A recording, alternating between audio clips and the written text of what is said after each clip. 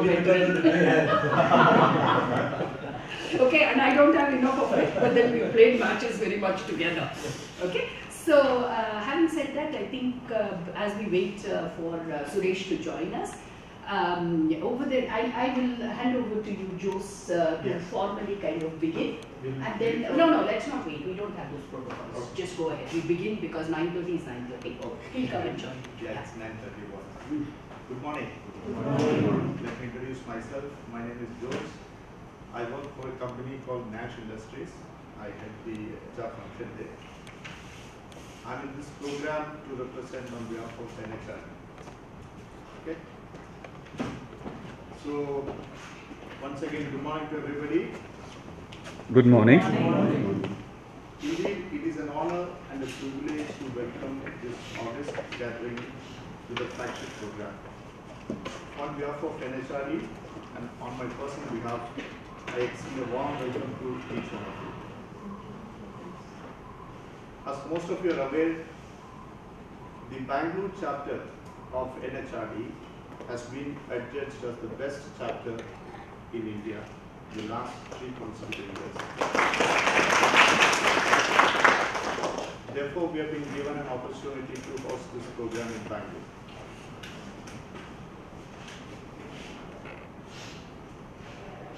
Now, there are various government initiatives which are happening.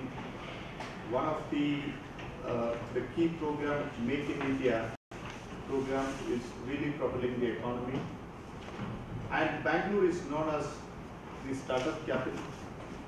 And we thought, while discussing about, the theme for the program, we felt that the spirit of entrepreneurship should be the right theme for this program. And that is how the theme has been evolved. So NHRD in its true spirit and mission aims at enabling people to unleash their best potential at the workplace. Obviously, given this vast theme of the subject, it is not possible to have, to cover this program. Please come. These 2 days. So there are various programs which are happening from today to 9th of December at various locations. So please visit the website and see that if you want to nominate some of your friends, etc., for this program, please do that so.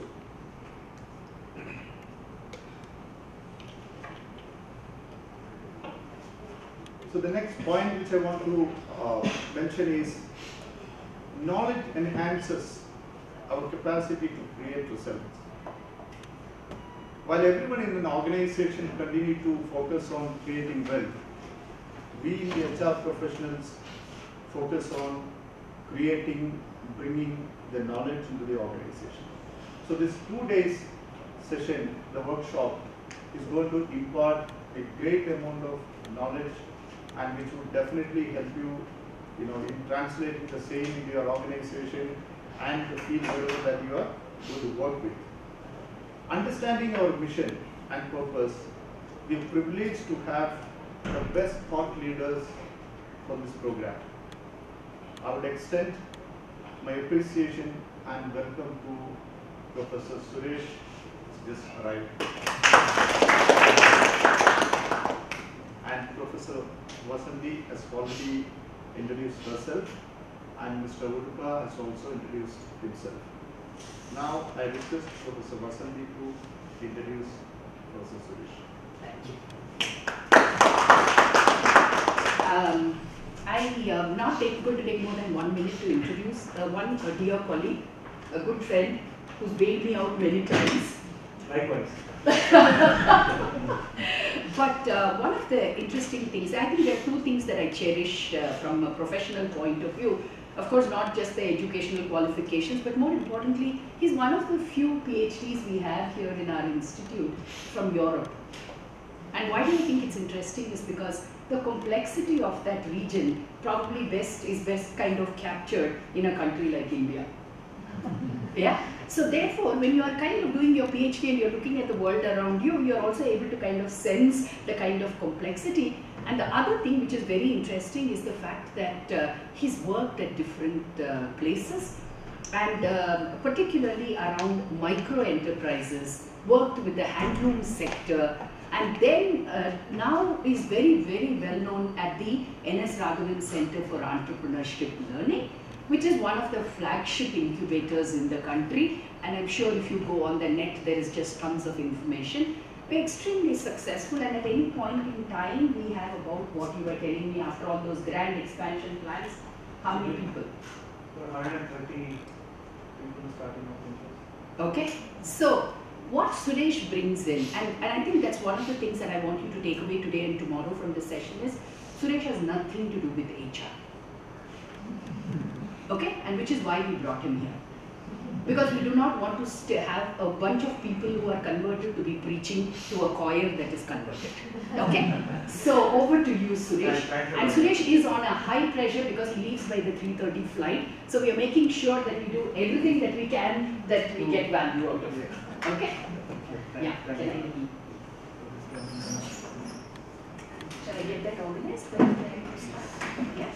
Yeah. We'll do that. Good morning, everyone. Good morning. Thanks and welcome to IIMB. I was quite surprised when Vasanthi came up and said we're going to talk about entrepreneurship because HR and entrepreneurship really don't go along well. And if there is one department that is always blamed for not bringing in good entrepreneurial people in the organization, is HR. So I guess you guys will have to take a lot of flack for a lot of activities that happen in your offices. So I don't know how many of you all know or heard about NSR Cell. Have you all heard about NSR Cell? Although Vasanthi said we are the best in the world and things like that, have you guys heard of it? Or you're taking us at face value? Because you haven't heard of it, then it can't be big, right? So we have been set up many years ago, actually very long ago. So I was saying that you mentioned that we are world class, we are the best in the world, and as far as the entrepreneurship sector goes, yeah. Nobody has heard of NSR. Well, that's some feedback for us. So we think very high of ourselves, which is okay. In a contained world, which is 100 acres, we are very comfortable. So N.S. Raghavan was one of the founders of Infosys. When he retired, he gave us a little endowment to set up a center for entrepreneurship, way ahead of his times. Because in 2002, very few people could even spell entrepreneurship in this country. And until 2007, I guess, all these so-called gurus as well weren't figuring out what entrepreneurship was about. So for 2002, when we set it up, that was the dot-com bust. So there was huge euphoria in the late 90s for setting up new ventures, which was an outcome of the growth of the internet. And then when we set up a building, when we were ready to take entrepreneurs, people, ventures, and there were no ventures to start because nobody was actually starting ventures thanks to the dot-com bust. So we had to wait for a long time for people to be convinced that their idea is good enough to start a venture. So we've had one or two ventures between 2002 and 2007. But 7 is when we started to get very good ideas, very good startups, actually very good technological startups. Sadly, while Flipkart has done a lot of good for entrepreneurial ecosystem here in terms of bringing in money, but in terms of technological interventions, we've gone way back because the companies that we have seen those days, like Mango Technologies, started all of us had smartphones, but in 2007, smartphones wasn't the smartest phone was E72. Communicator was like you could flash a communicator. Those were the days, and they developed an operating system for low-cost phones, which could do a lot of stunts that a smartphone could do. Because low-cost phones do not have great chipsets, low-cost phones do not have great memory on it, both of which are required for smartphones. So they were so good, they started in NSR Cell. They started outside, a year later they came to NSR Cell. And the software was so good that when Qualcomm, which had a $20 million funding and team from top universities, they just couldn't match up the kind of technology that these guys have developed and eventually acquired them. So, and these guys were out here on Bannerghatta Road. Well, traffic wasn't that bad those days. We had another company called Amagi, which is doing very well now. To contextualize advertisements and television. So they came here, and then we had a bunch of technology companies, but now everybody is looking at Uber of this, Uber of that, or India has been seen as a marketplace.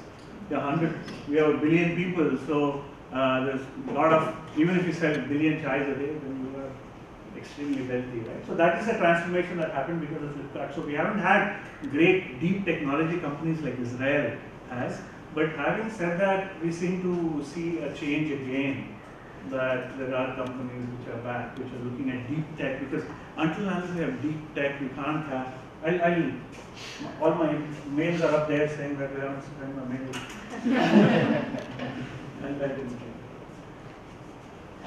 So deep technology is going to, because until unless we have deep technology, we really can't compete with Silicon Valley or Israel or China for that instance. So we have had about 63, 68 companies now. Again, we are throwing this number. I asked Rajiv, who's the COO, we have created about 4,500 jobs, which are jobs. I know this is very little compared to the kind of jobs that you all have to take in. But for a startup, startups, we have had over 4,500 jobs. But more importantly, the valuation of all companies put together is in excess of $1 billion. I asked Rajiv, is that true? He said, how do you know it's not true? So, in the sense that they have companies like 8K Miles got in, it's listed. Amagi is seen as Series E.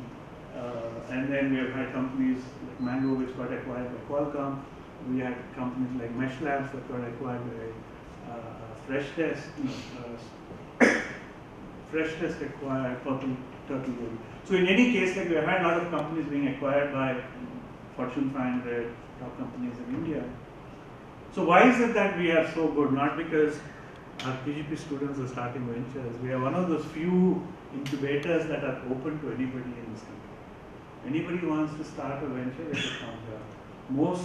Most incubators and academic institutions are open only for the alumni. So if you want to incubate at IISc, then you have to, one of the co-founders will have to be from IISc. Same thing for IITs. IIT Kanpur was the first incubator which was open, anybody could go start a venture. But as Funny says, there are very few people who would go up to Kanpur to start a venture, but then it's one of those first early incubators which open to anybody. IIM Ahmedabad also has an open incubator, but their focus is on science and technology. But because NSR has endowed us with money, we really have flexibility to do what we want. We're very free. We can take a high-tech company which is doing cutting-edge research in, let us say, how do you do contextualized advertisements on television on one side, and on the other side we have companies which are trying to look at bamboo as a building material for engineers and architects. So we could take any company which we felt like, and most of the companies that we take are far advanced from what you know. So we don't get swayed by the buzzwords. So because the Internet of Things is very hot now, we would want to have 2 or 3 Internet of Things companies in our portfolio. So we seem to go the other way. When everybody is hot about Internet of Things, we are incubating agriculture startups. So we have somebody who's doing coffee, there's somebody who's doing organic, connecting, not organic vegetables, but more organic groceries and things like that. So we have, so we are completely flexible in terms of the company, kind of people we take. And I think that's very important for Institute. NSR has already given us money, so Institute doesn't put us any pressure in terms of who goes to that. And that perhaps has been the most advantageous for us to pick and choose the kind of companies. Anyway, long speech to say that we are the best in the world. So at least you have some, you can show some statistics outside of this. So coming back to the topic, I probably will, I can give my spiel in terms of assuming that all of you are interested in entrepreneurship, all of you are interested in entrepreneurship because what is this valuations and things like that? Why are people becoming billionaires overnight, or why they're buying flashy cars? I know what interests you all. So what interests you all to come here? Before I give my bhajan. Which anyway is standard. Yeah, what interests you all in terms of topics? What would one basic question probably. Yeah. I don't understand. From my understanding, what is it? It's like so my mother is always concerned with, don't ever start. You have a job, keep that job. Right? She may think that I, in some wild thought, throw this job and start a venture because I'm dealing with so many startups. And then my wife, on the other hand, gives me another reason. She said, look, she's a Sindhi. She said, I'm a Sindhi, I know business, how businesses are start. How you teach is not how people start businesses. So don't believe what you say. Go teach, people are paying, you're getting a job, so don't start. Right? Different perspective why you shouldn't start. Fundamentally the same reason. Like we don't know how the outcome is, we don't know what the outcome is going to be, like don't get in there. Because the skill sets that you have are not really the skill sets that are required. So I went back when 3 of our cousins came up and said, you want to talk to me about entrepreneurship. I went back and said, look, your Sindhis are coming to me to find out like, how do you start and run this venture. Because of this uncertainty. That's the core of this entire which is why it is so difficult to predict whether Flipkart is going to be around next year or not. Actually, these days, very difficult to predict if large companies are going to be around because uncertainty is increasing tremendously. Apparently, earlier, the average age of Fortune 500 company that you would stay in Fortune 500 if you actually went there was 75 years. The time now is 5 years. And the direction is done. And yeah, like Nokia exists, doesn't exist, Motorola exists, doesn't exist, right? So Motorola was the one who actually came up with the mobile phone. So the way in which you commercialize, monetize, the way you go forward, even for large companies, is becoming quite unpredictable. So in a way, they're merging, right? Startup is looking at a very uncertain environment. But the certainty for, let us say, a large company used to be 75 years, now from 12 years, but perhaps it's going to shrink further. Whereas for a startup, it's going to be 75 days to 12 days in terms of if you're not funded. So that's the main difference between a startup and a large company, and which is also the reason why managers find it very difficult to become entrepreneurs, because you build your mindset. The reason why our ability, we can learn. The greatest thing with humans is that we have a mind we can unlearn and relearn. So for you to become entrepreneurial, or you start thinking entrepreneurially, you'll have to unlearn the way in which you deal in a large company and start to work with a small company. Other day somebody called me and said, apparently HUL is now asking some of its mid-tier managers to go work for a startup for a year. So they will pay the salary, but they will have to go and work in a startup for a year and come back and see what happens with HUL. So there are attempts, exactly as you rightly said, that how do we create a startup environment in a large organization? It's very, very hard. So the only way in which you can create a startup environment in a large organization is now by acquiring Google. So we all think Google is a very innovative company. Can you tell me which was the last innovation that came out of Google which was successful? Pixel. What innovation? Pixel phone. What innovation? Which was the better? Google Chrome? Google Chrome? What was the innovation? Okay. Not everything is So that's no, but what existed, what did not exist before that is guys did? search engine. I think search engine was the only. Search engine. How do they make money? How does Google make money? AdWords. So who came up with the idea of monetizing search? Google. Alexa. No. Alta Vista. Alta Vista. Couldn't have think of it. No. People who used it. a company called DoubleClick which they acquired. Oh, double. So Google didn't think of that they can make money out of that. So you're doing search.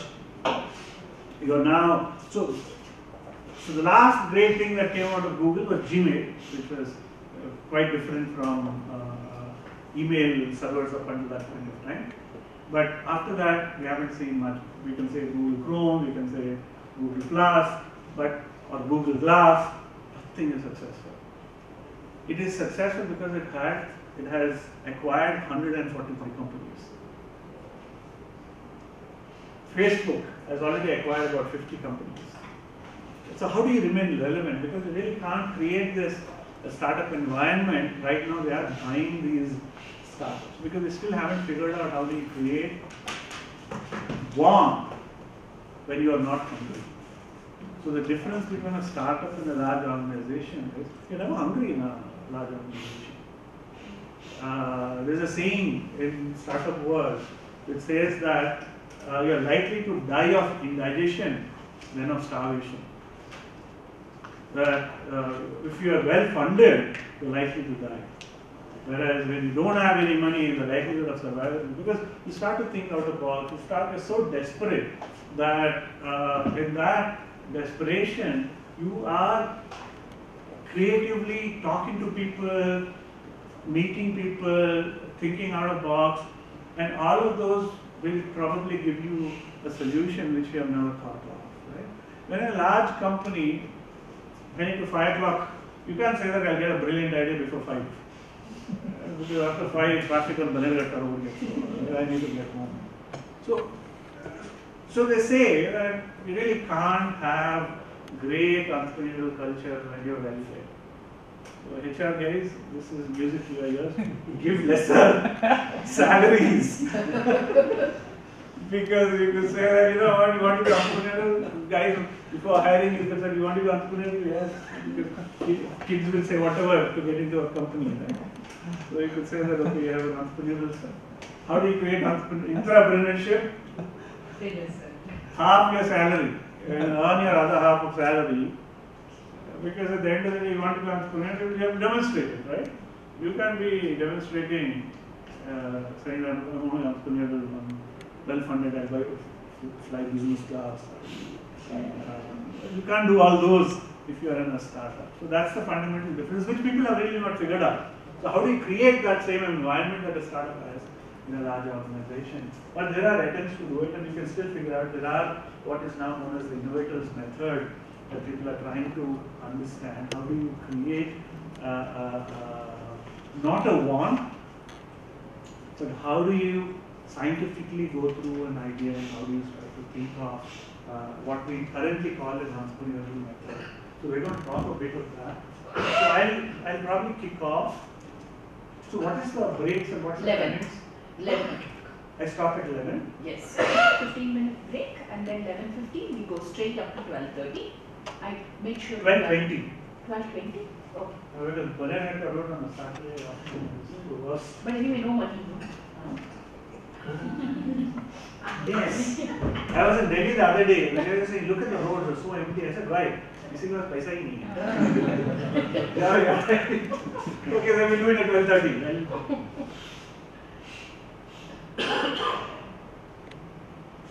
In a large organization goes by a pattern of market and You hit it right. The fundamental difference is uncertainty. Right? In a large organization, the life doesn't change so much in terms of the way you need to run your organization. There is no, so you could predict to a great extent what would be the demand for steel, what would be the demand for this particular product.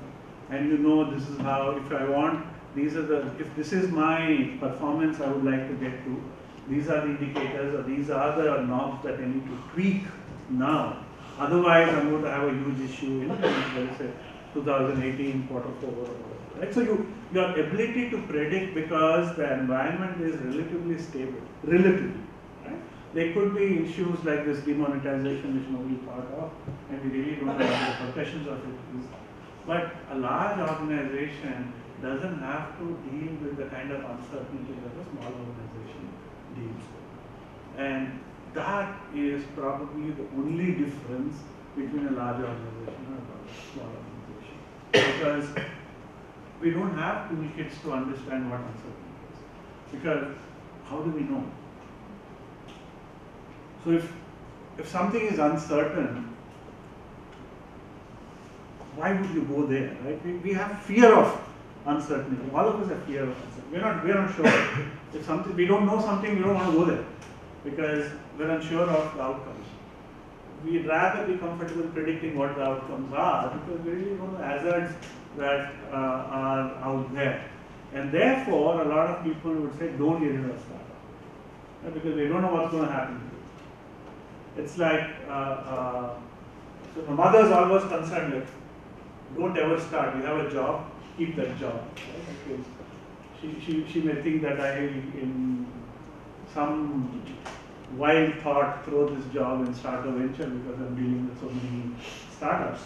And then my wife, on the other hand, gives me another reason. She said, look, she's a Sindhi. She said, I'm a Sindhi, I know business, how businesses start. How you teach is not how people start businesses. So don't believe what you say. Go teach, people are paying, you're getting a job, so don't start. Right? Different perspective to why you shouldn't start. Fundamentally the same reason. Like we don't know how the outcome is, we don't know what the outcome is going to be, like don't get in there. Because the skill sets that you have are not really the skill sets that are required. So I went back when 3 of our cousins came up and said, if you want to talk to me about entrepreneurship, I went back and said, look, your Indians are coming to me to find out like, how do you start and run this venture. Because of this uncertainty. That's the core of this entire which is why it is so difficult to predict whether Flipkart is going to be around next year or not. Actually, these days, it's very difficult to predict if large companies are going to be around because uncertainty is increasing tremendously. Apparently, earlier, the average age of Fortune 500 company that you would stay in Fortune 500 if you actually went there was 75 years. The time now is 5 years. And the direction is done. Yeah, like Nokia exists, doesn't exist, Motorola exists, doesn't exist, right? So Motorola was the one who actually came up with the mobile phone. So the way in which you commercialize, monetize, the way you go forward, even for large companies, is becoming quite unpredictable. So in a way, they're merging, right? Startup is looking at a very uncertain environment. But the certainty for, let us say, a large company used to be 75 years, now from 12 years, but perhaps it's going to shrink further. Whereas for a startup, it's going to be 75 days to 12 days in terms of if you're not funded. So that's the main difference between a startup and a large company, and which is also the reason why managers find it very difficult to become entrepreneurs, because you've built your mindset. The reason why, so our ability, we can learn. The greatest thing with humans is that we